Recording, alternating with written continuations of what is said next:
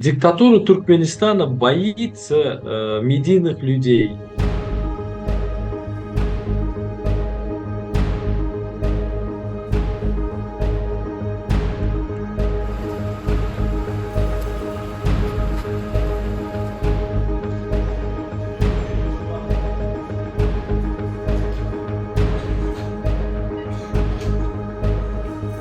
Они боятся тех людей, кто может повлиять на сознание людей. И этих парней, инакомыслящих, те, которые понимали всю глубину вот этой проблемы и которые объясняли людям, да, они посчитали угрозы и забрали. Ana Türkmenistan'ın konstitusiyasının 42. maddesinde näme diýilir?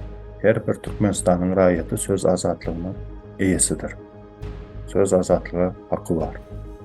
Emma muňa garamazdan soňky döwürde hastakyga o aktivistler daşary ýurtdaky türkmen aktivistlary ýurda deportasiýa edilýär.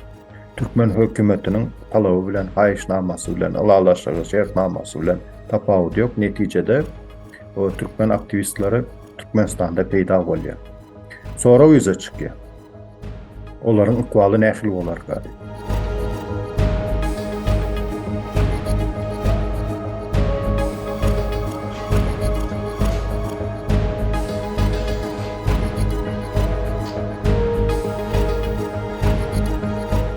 Elbette beýle adamlary Türkmenistan howply diýip hasaplaýar. Sebäbi ol adamlar adamzadyň pikirini ütkedip biler, halkyň pikirini ütkedip biler, halky ayaga galdyryp biler, halka çağırış edip biler diýen gorku bar. Halk köpçüligine göýbermezligi üçin ýeketäk ýoly näme? Türme tuzaklygynda saklamak.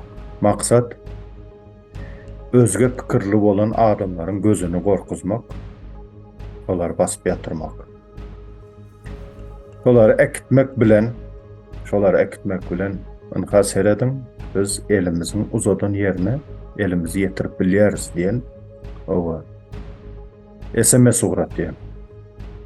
Şonluk bilen o beýleki aktivistlerim gorkar, çekiner, owa alyp barýan syýasy işlerinden owa el çekerler, ýüz öwürlerler diýip pikir etýän olsa Türkmen hökümeti gaty we çuňur ýalňyşýar.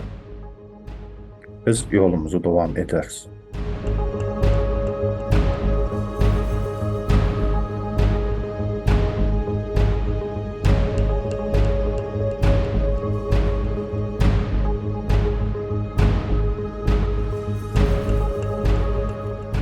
Волна протестов туркменских мигрантов, зародившихся в результате COVID-19 и усиления последствия урагана в двух областях Туркменистана в 2020 году разбудили многих туркмен.